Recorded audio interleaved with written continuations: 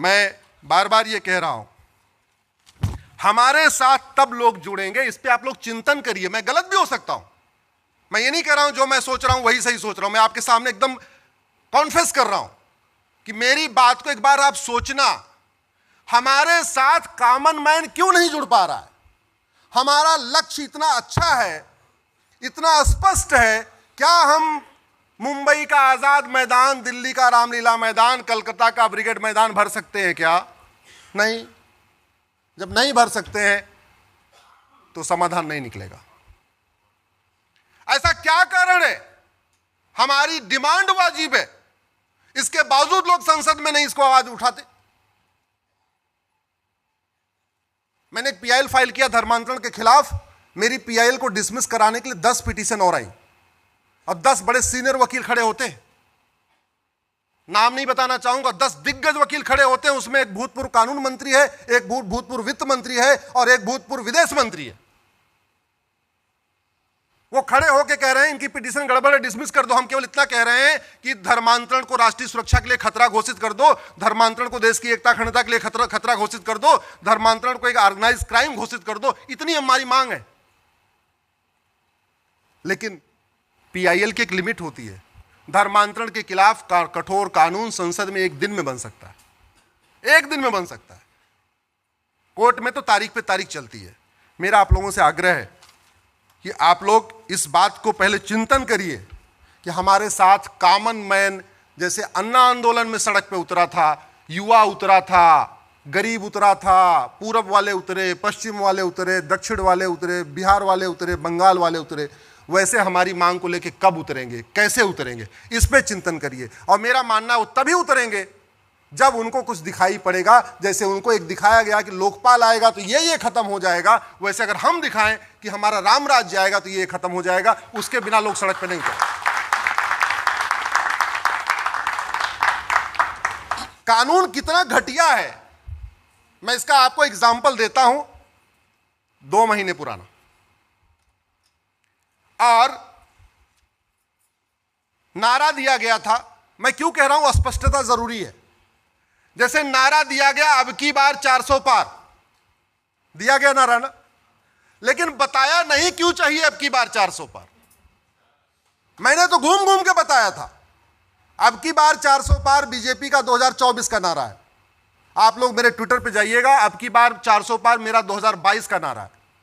मैं 2022 में 90 जिलों में गया था, 2023 में 115 जिलों में गया था, 2024 में ये मेरा 57वां कार्यक्रम है। ये 2023 में केवल एक रविवार में अपने घर में था क्योंकि 12 नवंबर को दीपावली थी।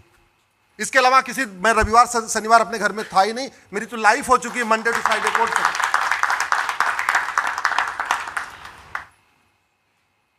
हमारी पीआईएल पे लोग करोड़ों कमा चुके हैं क्योंकि हमारी पीआईएल का विरोध करने वाले बड़े दिग्गज वकील आते हैं, 20-20 लाख वो फीस लेते हैं और करोड़ों रुपए कमा चुके हैं।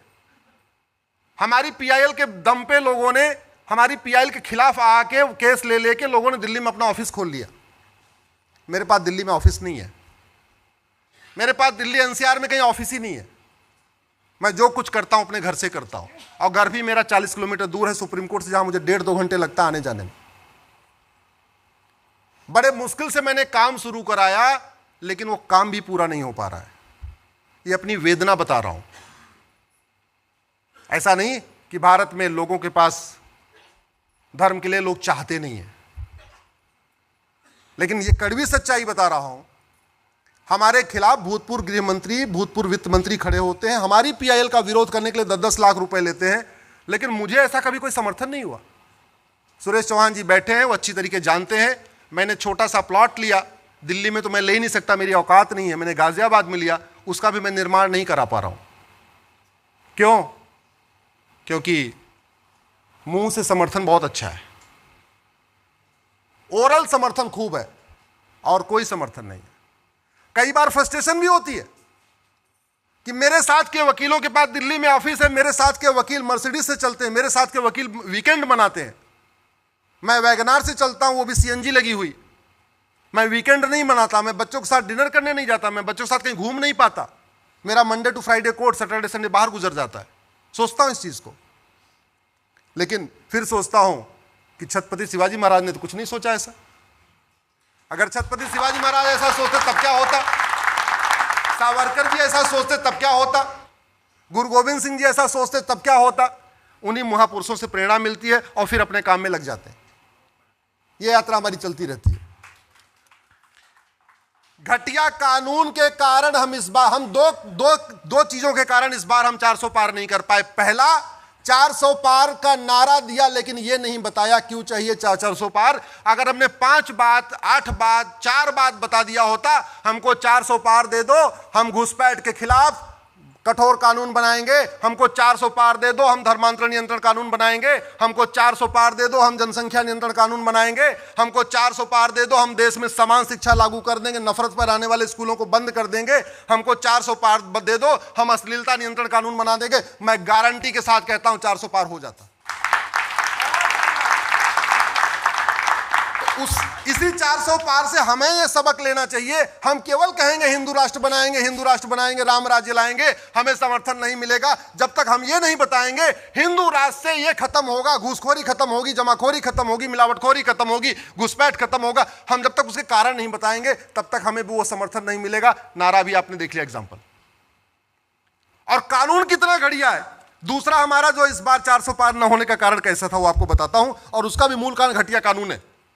गृह मंत्री अमित शाह जी का फर्जी वीडियो वायरल कर दिया गया कि हम आरक्षण खत्म कर देंगे। अरुण गोविल जी का वीडियो वायरल हुआ कि हम दलितों के यहां खाना नहीं खाएंगे। बीजेपी नेताओं का फर्जी वीडियो वायरल हुआ जिसमें SC ST को पीट रहे हैं। प्रधानमंत्री मोदी जी का एक फर्जी वीडियो वायरल हुआ जिसमें कह रहे हैं मनुस्मृति लागू कर देंगे। किरोड़ी लाल मीणा जी का एक वीडियो वायरल हुआ जिसमें कह रहे हैं आरक्षण खत्म कर देंगे। आचार्य प्रमोद कृष्णम जी का हुआ कि अब की बार 400 पार हो जाएगा, भारत में मनुस्मृति लागू हो जाएगी। एक फर्जी वीडियो योगी जी का वायरल हुआ कि अब की बार 400 पार हो जाएगा, SC ST का आरक्षण खत्म हो जाएगा प्रमोशन का। एक प्रधानमंत्री मोदी जी का आरक्षण विरोधी फर्जी वीडियो वायरल हुआ। एक फर्जी वीडियो वायरल हुआ कि अखिलेश यादव मंदिर में जा रहे हैं तो उस मंदिर को धोया जा रहा है। एक भागवत जी का फर्जी आरक्षण विरोधी वीडियो वायरल हुआ। इसके अलावा एक मोदी जी का फर्जी वीडियो वायरल हुआ जिसमें वो मराठा समुदाय को लुटेरा कह रहे हैं। एक फर्जी वीडियो वायरल हुआ योगी जी अमित शाह जी का जिसमें वो ठाकुरों को गाली दे रहे हैं। एक योगी जी का फर्जी वीडियो वायरल हुआ जिसमें वो ब्राह्मणों को गाली दे रहे हैं। एक फर्जी वीडियो वायरल हुआ कि दलितों ने वोट नहीं दिया, फर्स्ट फेज में उनकी पिटाई हो रही है। एक प्रधानमंत्री जी का फर्जी वीडियो वायरल हुआ जिसमें वो सिखों का अपमान कर रहे हैं। एक फर्जी वीडियो वायरल हुआ विश्व हिंदू परिषद का कि नहीं, राष्ट्रपति द्रौपदी मुर्मू जी को नहीं बुलाना है क्योंकि वो दलित हैं। एक फर्जी वीडियो अमित शाह जी का फर्जी वीडियो वायरल हुआ जिसमें वो कह रहे हैं कि जो मोदी जी की गारंटी है, गारंटी नहीं है, जुमला है। एक और फर्जी वीडियो वायरल हुआ, वो उसमें आधा सही आधा गलत था, जिसमें नड्डा जी कह रहे हैं हमको RSS की जरूरत ही नहीं है। एक प्रधानमंत्री जी का फर्जी वीडियो कर्नाटक में वायरल हुआ जिसमें कह रहे हैं कर्नाटक के लोग पापी होते हैं। एक फर्जी और वीडियो वायरल हुआ जिसमें प्रधानमंत्री जी योगी जी को धक्का देके काशी विश्वनाथ मंदिर में पीछे कर रहे हैं।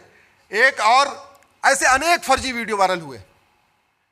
और ये फर्जी वीडियो हमारा आपका आम आदमी का नहीं, आम जनता का नहीं है, सांसदों का फर्जी वीडियो है, गृह मंत्री अमित शाह जी का फर्जी वीडियो है, प्रधानमंत्री मोदी जी का फर्जी वीडियो है। और मैं गारंटी के साथ कहता हूं ये जितने फर्जी वीडियो वायरल हुए इनको कुछ नहीं होगा। ये फर्जी वीडियो इसलिए वायरल हुए क्योंकि हमारे पास साइबर क्राइम के खिलाफ कठोर कानून नहीं है। और हार का मूल कारण इसका मतलब फर्जी वीडियो है, और फर्जी वीडियो का मूल कारण है घटिया कानून। तो हार का मूल कारण क्या हो गया? जोर से बोले, क्या हो गया? इस घटिया कानून कारण हमारे हैं। हारे नहीं है, जीते हैं, लेकिन 400 पार नहीं हुआ। दो बड़े कारण है। एक तो हमने 400 पार क्यों चाहिए बताया नहीं, दूसरा 400 पार खिलाफ जो फर्जी वीडियो वायरल हुआ उसके खिलाफ हमारे पास कठोर कानून नहीं था। अगर हम वास्तव में चाहते हैं कि हम ये बताएं आने वाले टाइम में, तो सबसे बड़ा हमें एक काम करना पड़ेगा, संविधान में जो गड़बड़ियां हुई उनको ठीक करना पड़ेगा। हमें बड़ी खुशी है कि 25 जून को, अब से 5 दिन पहले, संसद में एक प्रस्ताव आया है कि वो इमरजेंसी इल्लीगल थी। आया ना प्रस्ताव? लेकिन उस प्रस्ताव से जमीन पे कोई बदलाव नहीं आएगा। वो प्रस्ताव का प्रस्ताव है। जमीन पे तब बदलाव आएगा जब एक और प्रस्ताव आए कि उस इमरजेंसी के दौरान जितने संविधान में संशोधन हुए और जितने कानून बनाए गए वो सारे बेकार हैं, वो सारे खत्म हो जाएंगे, तब बदलाव आएगा। केवल इमरजेंसी को काला दिन, काला इतिहास बताने से कोई बदलाव नहीं आने वाला। वो केवल एक एकेडमिक डिबेट रहेगी। बदलाव तब आएगा जब इमरजेंसी के दौरान जो गड़बड़ी की गई संविधान में, संविधान का बेसिक स्ट्रक्चर बदला गया, उसको ठीक किया जाएगा।